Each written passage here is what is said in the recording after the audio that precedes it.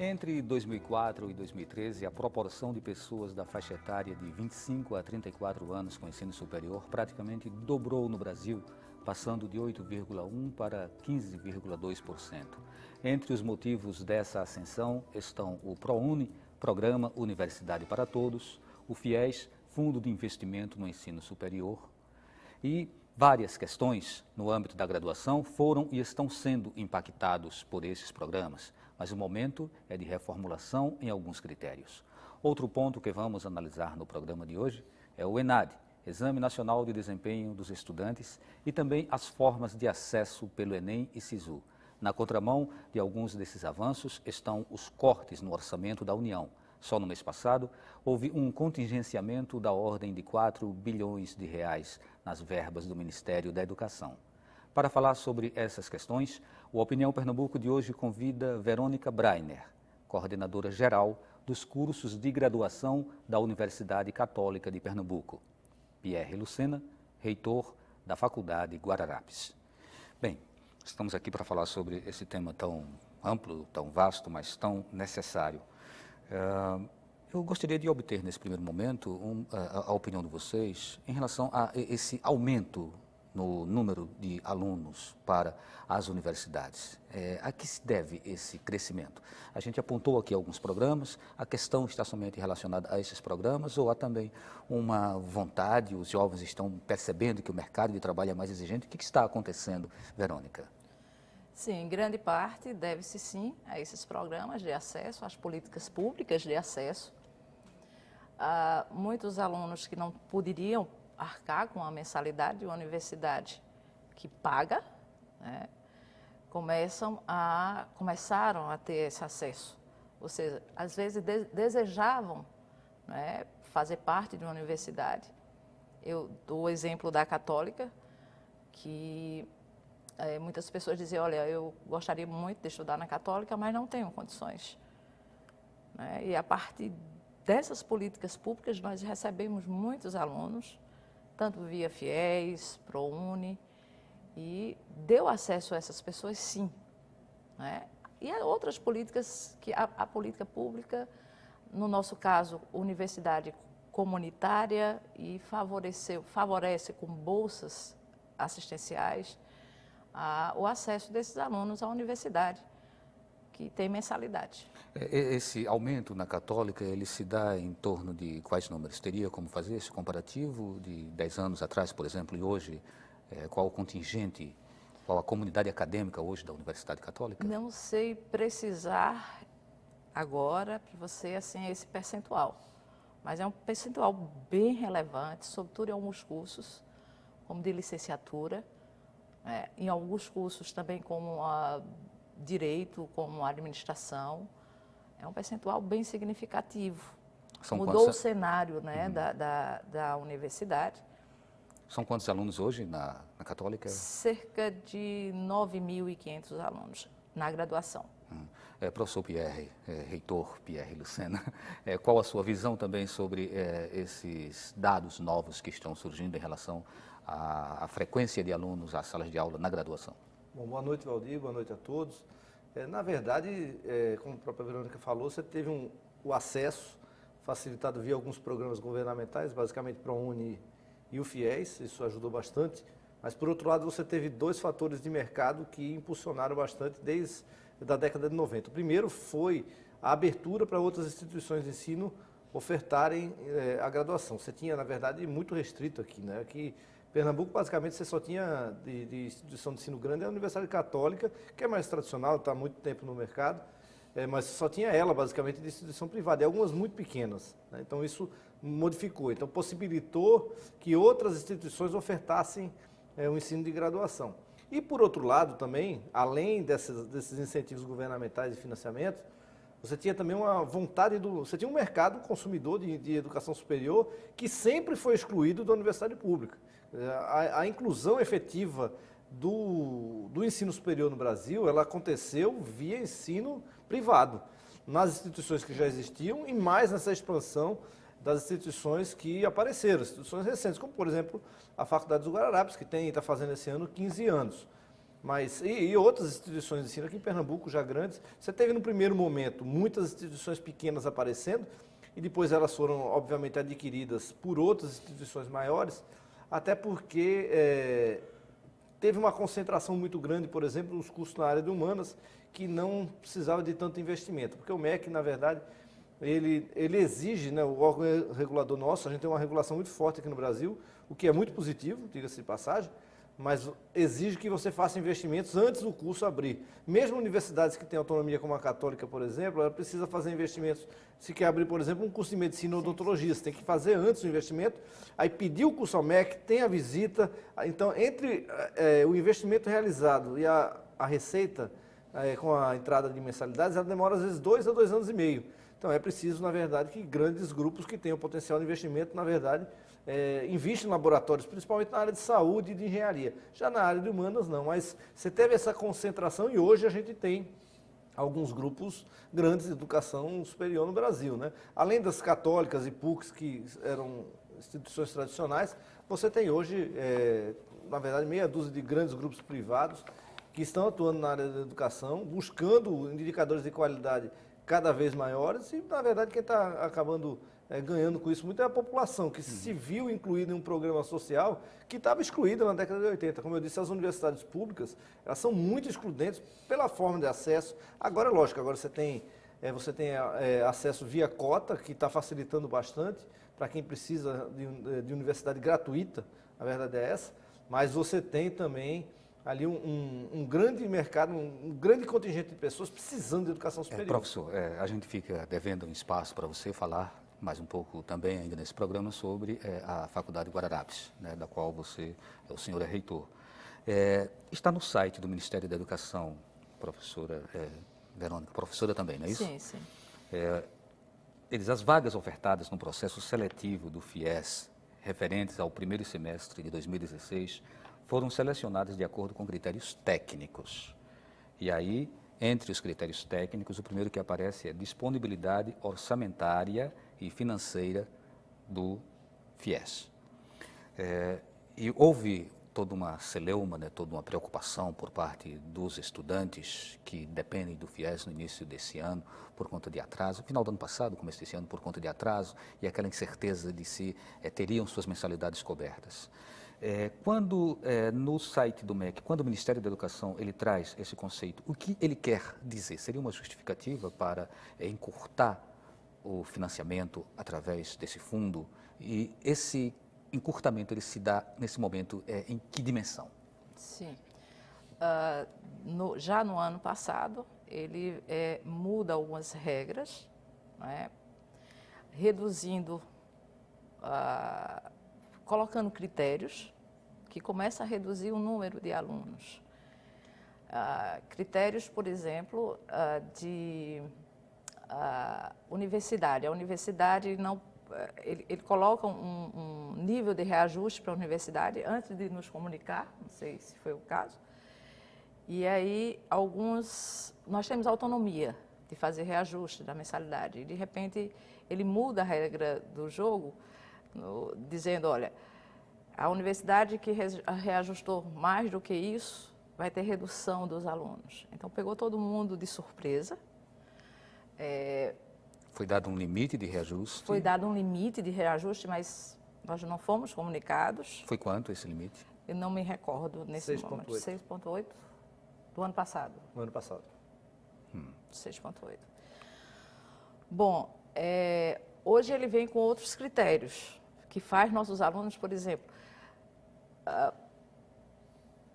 uma boa contingente de alunos não conseguiram colocar todas as disciplinas que deveriam, porque ele limitou um número de créditos de valor para os alunos, alegando-se, né, que houve redução de investimento para o FIES.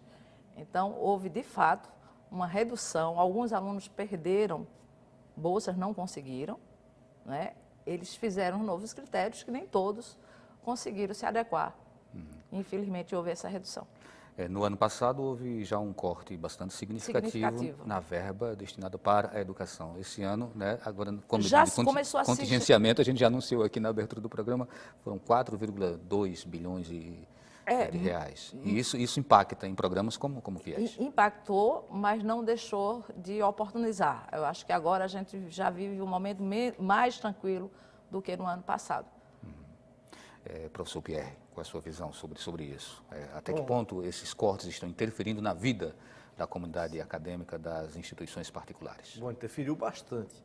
Principalmente no nosso caso, o caso da Católica foi menos, porque era uma instituição com menos de 20 mil alunos, mas o caso da gente, que fazia parte de um grupo maior, todos os grupos que tinham mais de 20 mil alunos, o governo, na verdade, das 12 parcelas do FIES, ele só pagou 8.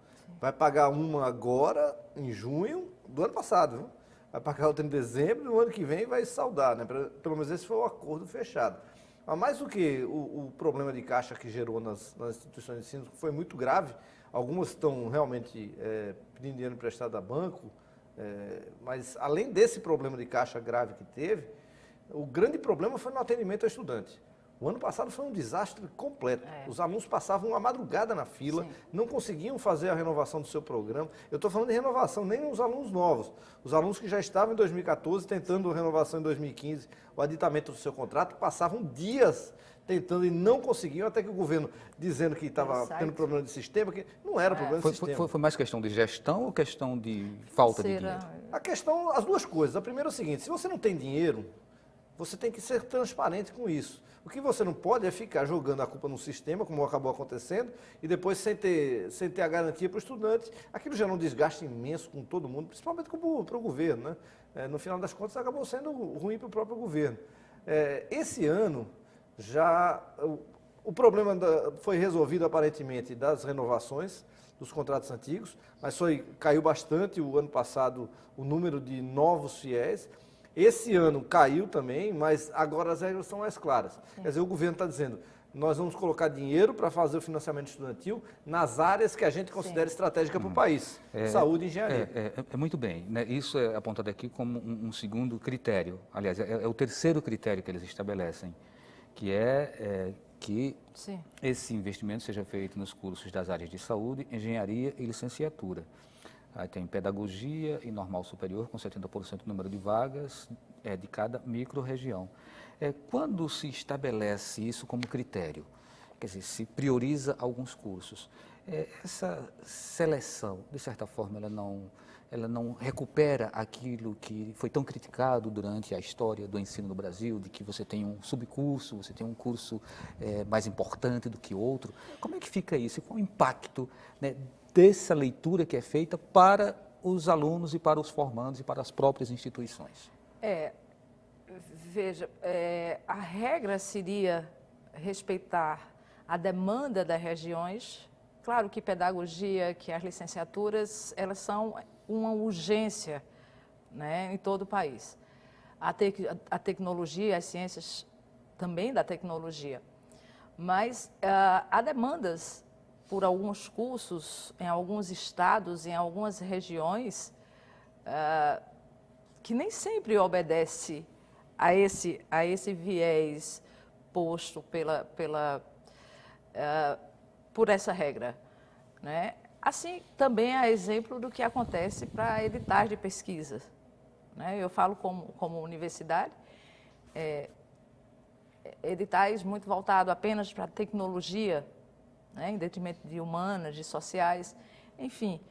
Esse é um problema, como eu te disse, nós temos alunos de FIES de curso de Direito, de curso de Serviço Social, de cursos outros que não estão nessa prioridade, que é uma prioridade instituída em nível nacional, mas talvez que não correspondam, né, que não corresponde às necessidades locais.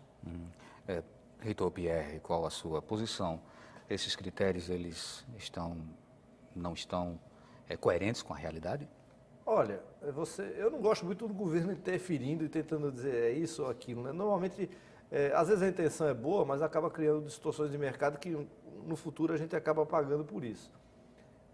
Por outro lado, o recurso é do governo, então se ele está querendo fomentar áreas que ele considera estratégicas. Engenharia é óbvio que é estratégico, saúde, óbvio que também é estratégico, e as licenciaturas, na verdade, eram uma dificuldade muito grande, né? Por outro lado, você tinha um monte de demanda de fiéis para a área de direito. Só para você ter uma ideia, no Brasil hoje, 2% da população brasileira é formada em direito. Nós temos quase 4 milhões de bacharéis em direito e mais 1 milhão de advogados. E a demanda ainda é muito grande para a área de direito, mas a distorção também ocorre, como eu disse, porque o governo, na verdade, acabou supervalorizando a área de direito, com concursos que pagam muito. Então, de certa forma, ele gerou essa demanda na área de direito. Por outro lado, ele também não gera o recurso necessário para que as pessoas busquem essa alternativa. Se você estiver tratando isso como um programa social, se o FIES é um programa social, que é isso que está faltando definir, ele deve deixar na mão das pessoas a decisão de qual curso ele quer fazer, já que ele está querendo dar o direito da pessoa estudar no curso que ela deseja. Por outro lado, se o FIES não for um programa social, se é um programa estratégico para desenvolvimento de algumas áreas que o governo está querendo priorizar, aí, na verdade, o FIES tem que ter outra característica. Eu não acho ruim que o governo priorize, por exemplo, a área de saúde. Eu acho que é até adequado, vai fomentar com que novas instituições de ensino busquem abrir cursos nessa área. A gente está precisando de profissionais na área de saúde, realmente é isso, porque teve uma expansão muito grande do setor público, principalmente com os PSFs, então até o pessoal do serviço social também está contemplado, né, dentro disso, mas eu acho que o governo, na verdade, está buscando, às vezes, direcionar algo e vai acabar errando a mão, porque, veja, o governo, quando coloca a mão, sempre acaba estragando, a verdade é essa. Precisamos fazer um intervalo, a gente volta daqui a pouquinho conversando sobre os rumos da graduação nas instituições particulares de ensino. Até já. Você pode participar do programa enviando perguntas ou dando sua opinião pelo e-mail opiniãotvu@gmail.com, pelo telefone 3879-5444 e também pelas redes sociais no Twitter e Facebook.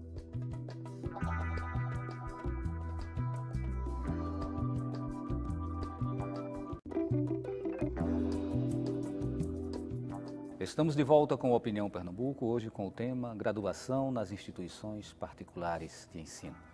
Participam do programa Verônica Breiner, coordenadora geral de cursos de graduação da Universidade Católica de Pernambuco, Pierre Lucena, reitor da Faculdade Guararapes. Bem, tem mais um ponto ainda aqui do FIES como critério, que fala sobre o conceito, né, do curso no ENAD. Né, e que se você tem um conceito alto, você vai ter uma facilidade em implementar os programas de financiamento. Esses conceitos, hoje, eles são avaliados, né, pelo Programa Nacional de Desempenho do Estudante. Na sua opinião, Verônica, esse é um mecanismo que tem funcionado corretamente? Tem distorções?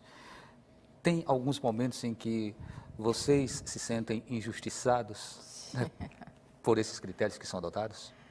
Sim, o sistema de avaliação, ele é de uma certa complexidade e, às vezes, como sistema de avaliação, tem suas contradições. E essas contradições acabam, digamos, prejudicando o aluno e a instituição, ou seja, prejudica a instituição e prejudica o aluno.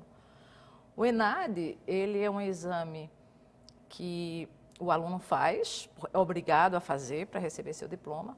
Não tem nenhuma outra, digamos, obrigatoriedade para o aluno, a não ser ir para a prova do ENAD. Não há ainda uma consciência do aluno, né, de que repercussões, se ele vai para o ENAD, por exemplo. O aluno vai para o ENAD ao meio-dia de um domingo para fazer uma prova em que ele não tem.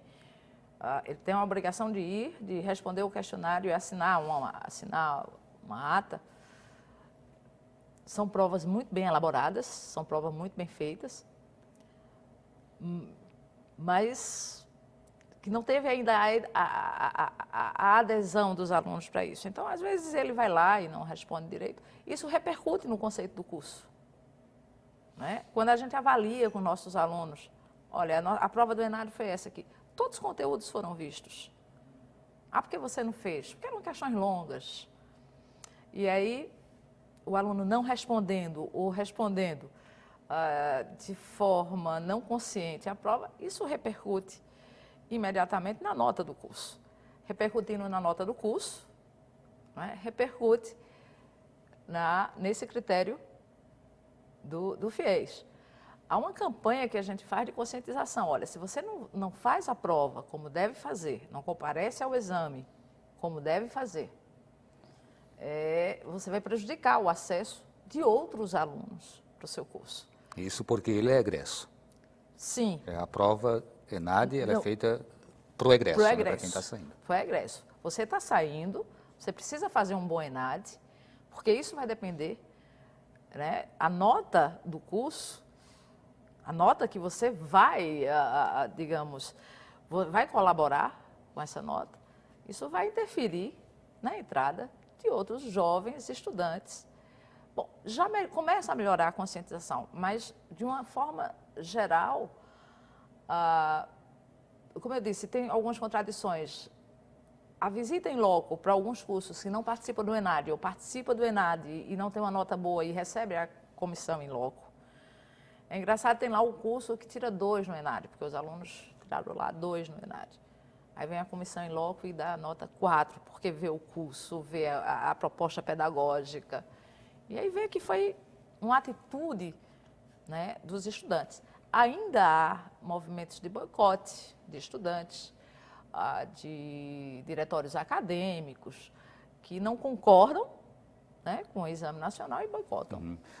Reitor Pierre, eu como sou professor também, universitário, eu percebo que há uma apreensão muito grande por parte das instituições, né, quando chega o momento de serem avaliadas ou quando chega o momento da divulgação, né, das notas do ENAD. E elas se sentem um pouco na berlinda e às vezes até indefesas em relação a como se prevenir, né, de eventuais atribuições de notas muito baixas, de conceitos muito baixos. Isso realmente é uma percepção minha ou é um fato? É uma preocupação de todo mundo, não é só uma correção. A distribuição do FIES, ela não foi pela nota do ENAD, pelo CPC que tira. Não, o ENAD, na verdade, é uma parte, ele entra numa parte para compor o que ele chama de CPC, né? Entra outros insumos e tal. Mas o que acabou sendo a distribuição, no final das contas, o MEC acabou corrigindo, foi o conceito do curso, que foi aquela visita em loco. No caso das instituições que se preocupam muito com o projeto pedagógico, como é o nosso caso, da Católica e de outras, nós não acabamos sendo penalizados, porque, de certa forma, por exemplo, no caso da Faculdade dos Guararapes, dos 40 cursos que a gente tem, só 3 têm nota 3, o resto todos têm nota 4 ou 5. Então, aquilo, de certa forma, acabou contribuindo, no final, nessa redistribuição do FIES. Mas essa preocupação com o ENAD, ela é a prioritária de todo reitor de faculdade particular, porque a grande questão no final de tudo é o seguinte: você tem quase metade, aproximadamente metade da nota final do CPC, ela é a prova, porque ela é 20% do ENAD, mas você tem o que eles chamam de DD, que também é a prova. Então, o composto da prova do aluno, ela é fundamental disso aí. Então, você tem, além de tudo, além do fato de que você precisa mobilizar os alunos para que eles respondam, e dentro das faculdades particulares, no nosso caso, por exemplo, tem sido uma experiência vitoriosa, que os alunos participam do ENAD, mas a gente tem todo um trabalho de acompanhamento. Precisa uma ação da própria instituição. Muito grande. O acompanhamento, por exemplo, eu participo pessoalmente do acompanhamento que eu vou fazer agora da área de saúde, que é a maior escola na Faculdade dos Guararapes. Então, a gente participa muito disso, né? Porque é muita gente envolvida. No ano passado, a gente mandou mais de 1.000 pessoas fazer a prova do ENAD, 1.100 pessoas. Então, é muita gente envolvida e você tem que ter uma mobilização muito grande. Por outro lado, as federais, de certa forma, elas não precisam se preocupar tanto com isso, porque o critério de seleção ele é tão duro de entrada que o aluno que ele coloca lá dentro, ele vai fazer o ENAD preparado já, porque é feito, quando você pega o exame da OAB, é o retrato disso, né? É o retrato que a gente tem. A gente faz um esforço enorme, mas quando você pega os resultados das universidades federais, dá para 80%. 90% mesmo sem se preocupar. É lógico que tem muito de qualidade envolvido, mas tem muito também da qualidade do aluno, porque ele recebe um aluno praticamente pronto para fazer isso. É aquele aluno numa idade escolar que ele já está entrando aos seus 17 anos, tem todo um fluxo normal que acaba acontecendo. Mas a preocupação é imensa com isso, a gente tem trabalhado muito, mas o grande papel que a gente tem que fazer é a mobilização e a conscientização do aluno de que é importante fazer o ENAD, primeiro, porque aquilo valoriza, na verdade, a carreira dele, né, a instituição que ele se formou, aquilo valoriza muito, muitos às vezes não compreendem, mas muitos hoje em dia vêm compreendendo isso, e o MEC, na verdade, está querendo mudar agora, né, que é colocar o ENAD todos os anos, que é ciclo trianual, cada ano é um grupo de cursos diferentes que faz. Esse ano, por exemplo, é a área de saúde, né, o ano que vem é engenharia, depois humanas, então ele vai variando. O MEC quer colocar todo ano e a nota do seu ENAD ser a nota de entrada na pós-graduação. Então, se isso acontecer, vai mudar bastante. Viu? Isso vai ser bom? Ou vai complicar mais ainda a vida das instituições? Suponhamos que pode ser uma colaboração, um estímulo para o aluno participar. Se você vai num dia hoje do ENAD, você passa pelas ruas onde acontece o ENAD, é muito parecido com o dia do vestibular. As universidades colocam armam toda uma estrutura de incentivo a esse aluno. Nós, na verdade... A caminho do conceito 5. A caminho do... Ou do 3. Do ENAD, do 3, não, do 5, né? Mas o 3, às vezes, já acaba satisfazendo algumas instituições, né?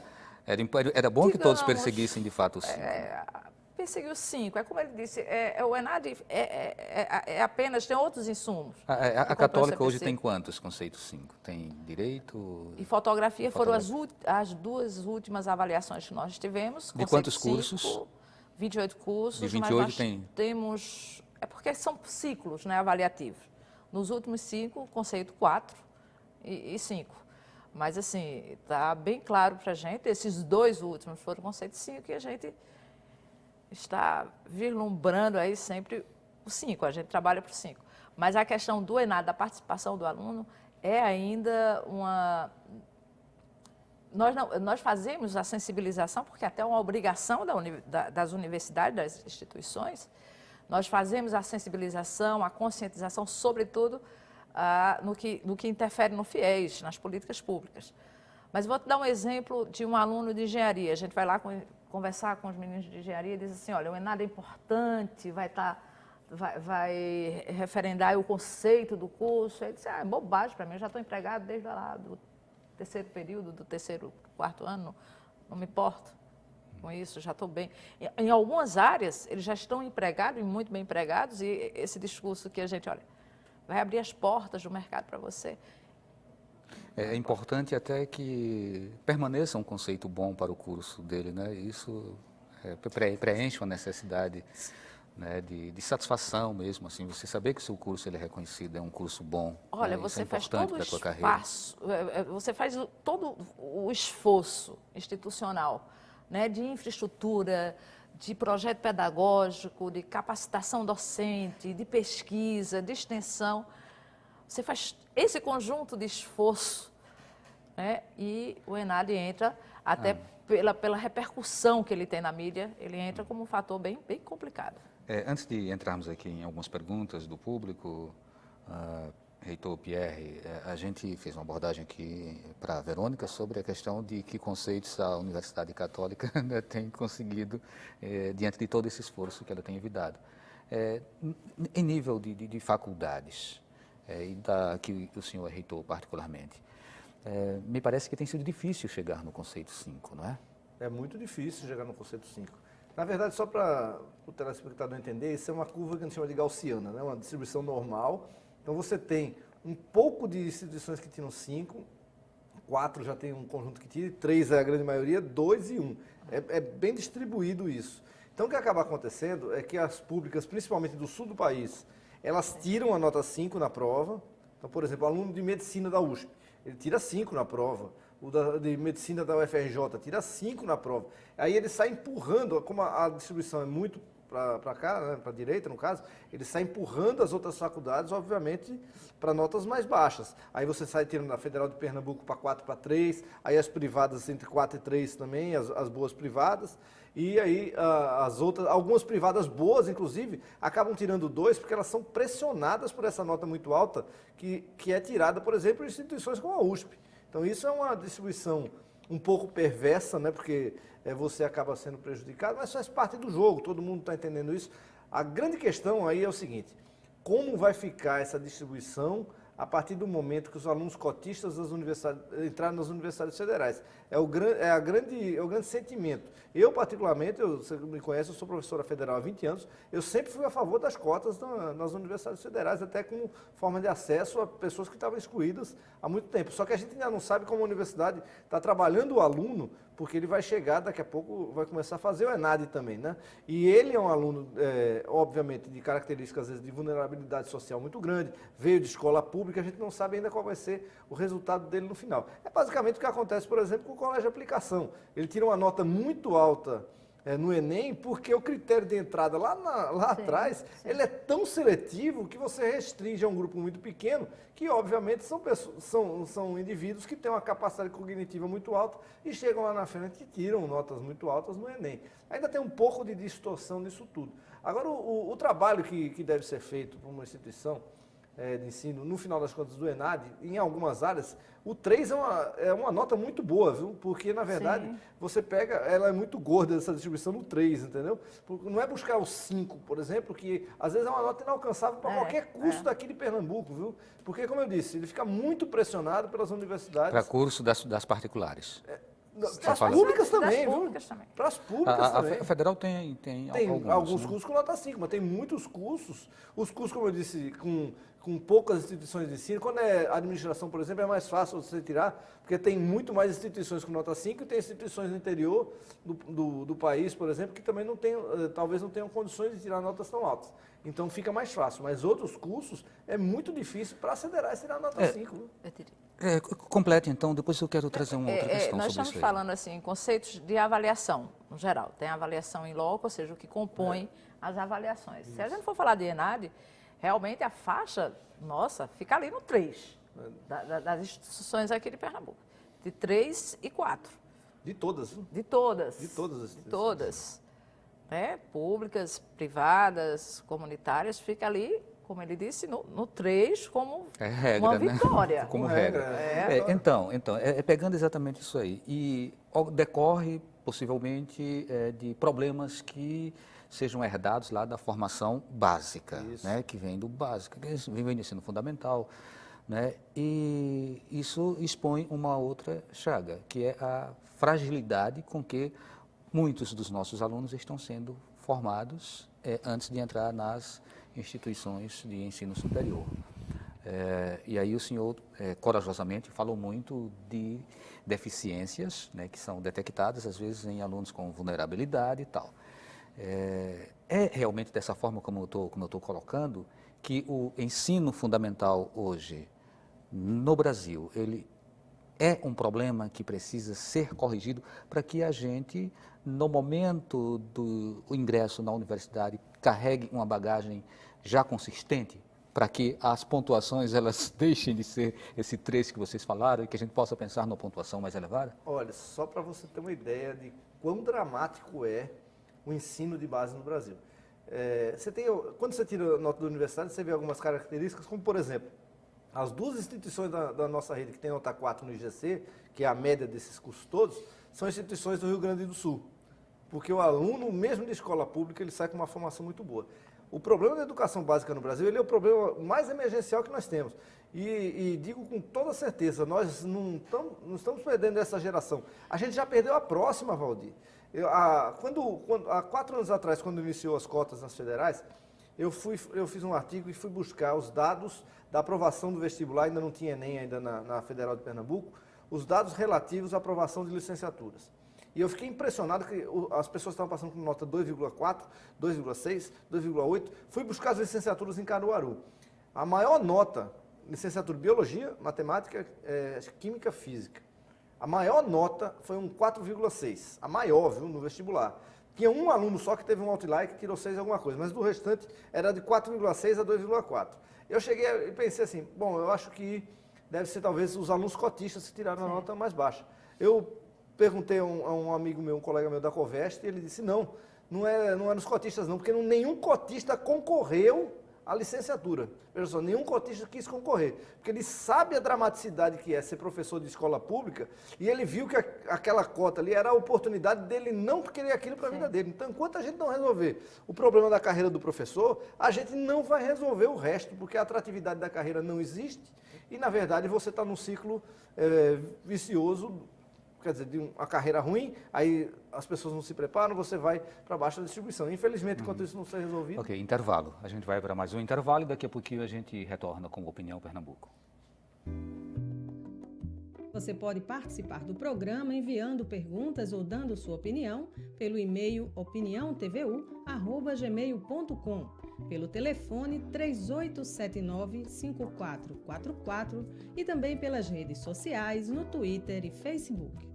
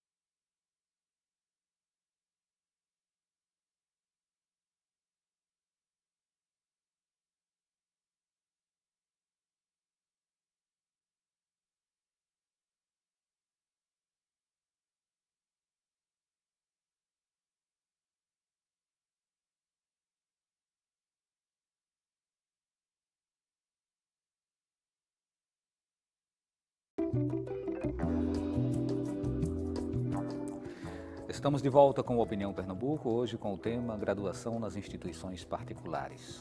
Participam do programa Verônica Breiner, coordenadora geral dos cursos de graduação da Universidade Católica de Pernambuco, Pierre Lucena, reitor da Faculdade Guararapes. No ensino básico, a média de alunos por sala é de 40 alunos. Nas universidades federais, normalmente também a gente tem essa média. Mas quando a gente chega nas instituições particulares, essa média nem sempre é respeitada, né? A gente tem disciplinas com 100 alunos, às vezes mais de 100 alunos, disciplinas práticas com uma quantidade menor, mas que muitas vezes também o número parece extrapolar para a realidade daquela disciplina que precisa, às vezes, de um acompanhamento muito corpo a corpo com o aluno. E aí tem uma pergunta aqui do Abelardo Matias. Ele pergunta se existe um número limitado de alunos por turma nas faculdades privadas e quem controla isso. Você pode começar, Pierre? Bom, na verdade, o controle, na verdade, não existe, né? Você pede a quantidade de vagas para o curso. E isso é um mito, viu? Um mito completo. Por exemplo, eu, na Universidade Federal, eu não me lembro de ter tido uma turma com menos de 75 alunos quando eu era professor. Não me lembro, eu sempre dei aula para mais do que isso. Para 110, 120, isso para mim nunca teve a menor importância. Eu já dei aula, por exemplo, na Universidade do Minho, na Europa, e eu dei aula para 300 pessoas na sala de aula. As turmas são grandes, em Harvard são grandes auditórios com 200 pessoas, na Universidade de Cambridge. Todas essas universidades são assim, e você tem o trabalho de orientação que são feitos pelos TAs, né, os Teacher Assistants, que são os professores auxiliares. Isso acaba acontecendo, de certa forma. Mas a média, no caso da gente, a média é em torno de 44 alunos, por exemplo, a média no nosso caso. Mas depende do custo. Isso, olha, como eu disse, isso é um grande mito, viu? É muito melhor, o aprendizado é muito melhor com um bom professor com muito aluno do que com um mau professor com poucos alunos. Isso não é 100% verdade. Como eu disse, o exemplo das universidades americanas Está aí para provar. Agora, quando é aula de laboratório, né, na verdade, o esforço hoje grande que a gente está fazendo é para ter cada vez mais aula de laboratório. Para você ter uma ideia, a gente tem lá hoje 202 espaços educacionais. Sala de aula, laboratório, esse tipo de coisa. 160 são salas e 42 são laboratórios, né? O laboratório de gastronomia, de saúde.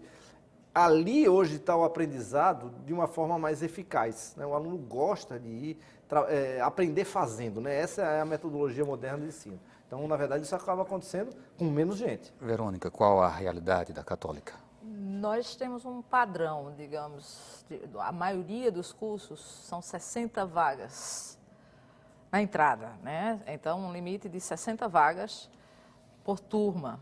Claro que a depender de alguns períodos de pessoas que necessitam fazer novamente a disciplina, então isso pode chegar a 62 e 3, não mais. Em alguns cursos 50, mas nos laboratórios nós temos isso bem definido, são 20 a 25 alunos, a depender do laboratório, mas não mais do que isso. A gente tenta controlar isso ao máximo. Ok, o Wilson Assunção, ele pergunta se existe um controle em relação ao número de faculdades, além do que o MEC já faz, além do trabalho que o MEC faz. Existe um controle social, se existe, enfim, né? Controle de mercado, que é o melhor controle que já existiu. Na verdade, ainda não existe nada melhor do que as forças de mercado atuando. Quando você tem gente para querer estudar, só para você ter uma ideia, aqui em Pernambuco, para a gente ficar igual ao Chile daqui 10 anos, quando eu estou dizendo igual ao Chile, igual ao Coreia, para ter o indicador do Chile de ensino superior, a gente seria preciso abrir uma UPE por ano aqui em Pernambuco. Há uma deficiência enorme na quantidade de vagas ofertadas ainda, principalmente em alguns cursos na área de saúde, como medicina e odontologia. Ainda tem uma demanda muito grande e tem uma deficiência, tem uma quantidade pequena de vagas. Há uma diferença entre a universidade privada, no sentido clássico, tradicional, e as universidades comunitárias. E aí a Católica, ela se insere dentro hoje desse conceito de universidade comunitária. Mas eu queria associar isso a uma pergunta do Antônio Carlos, do Totó. Ele fala, como funciona o financiamento das universidades comunitárias? Quem paga a conta? Por que, se é com dinheiro público, então não pode cobrar mensalidade? Ótima pergunta. Não. Universidades comunitárias, elas foram reconhecidas agora, em 2013, eu digo agora recentemente.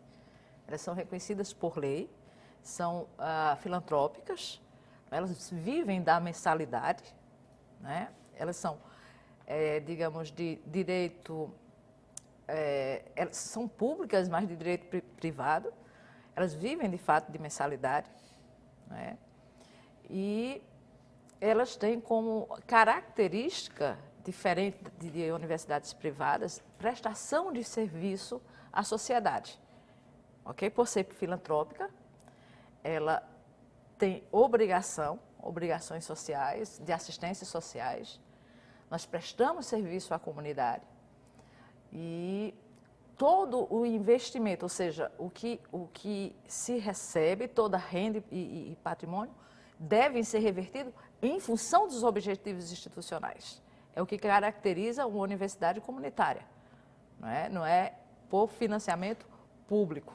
E isso não se dá na abertura da instituição, né? A Católica tem mais de 50 anos e isso acontece agora. Então, uma instituição privada como a Faculdade Guararapes, se ela quiser passar para essa nova categoria, né? A categoria de comunitária, ela poderia? Poderia. Isso aí, na verdade, é o próprio MEC que você faz um pedido para ser uma universidade sem fins lucrativos, na verdade, exato, e a com fins lucrativos, que é o caso da gente. Nós temos investidores que colocam recursos nas universidades e com base nas mensalidades que são pagas é que os investimentos, inclusive, são realizados e a remuneração do acionista, né? Nesse caso, é uma empresa como outra qualquer, uma empresa de educação. No caso das comunitárias, eu acho que a melhor definição são universidades de pesquisa e as faculdades, que são os colleges americanos, né? Que é basicamente de ensino. Essa é a definição mais correta, na verdade. E também tem um outro conceito, né, de universidade e faculdade. Isso. Né? Então, a universidade, além de comunitária, de prestação de serviço, ela tem que ter uma característica forte de extensão, de ação comunitária, mas ela tem um vínculo com a pesquisa. Não é? Ensino, pesquisa e extensão. Por isso que ela sai mais cara, digamos assim.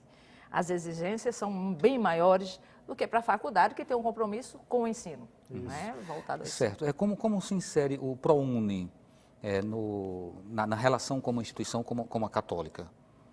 Nós aderimos a todas as políticas públicas, né? O ProUni, ele trouxe uma realidade nova para a universidade, até uma realidade, né, que a gente almeja, que trouxe estudantes que, como disse no início do programa antes, não pensavam em poder estudar na Universidade Católica. E hoje estávamos até conversando que os alunos do ProUni são excelentes alunos que despontam como laureados de turma, né? São alunos que valorizam aquela oportunidade que estão tendo. A gente está falando ProUni, Programa Universidade para Todos, Isso. né? E aí é grande o percentual de alunos hoje na Católica que tem bolsa Poderia ser melhor, porque o próprio ProUni, as regras do ProUni limita esse acesso. Ainda há gargalos na política do ProUni. É um bom programa, É um bom Reitor Pierre? programa. Na verdade, o limite é 10%, né? É o próprio governo que estabelece. Você tem 10% das vagas do curso, normalmente o que você tem de alunos é que você oferta de ProUni. É um programa que você recebe bons alunos, facilita o acesso de pessoas pobres à instituição de ensino. É um programa extremamente inclusivo, no qual pessoas que não teriam acesso nunca têm acesso à instituição de ensino, e eu acho que todas as instituições de ensino hoje têm orgulho de oferecer. Esses programas, eles representam, de certa forma, direta ou indiretamente, um aporte de verba para as instituições particulares.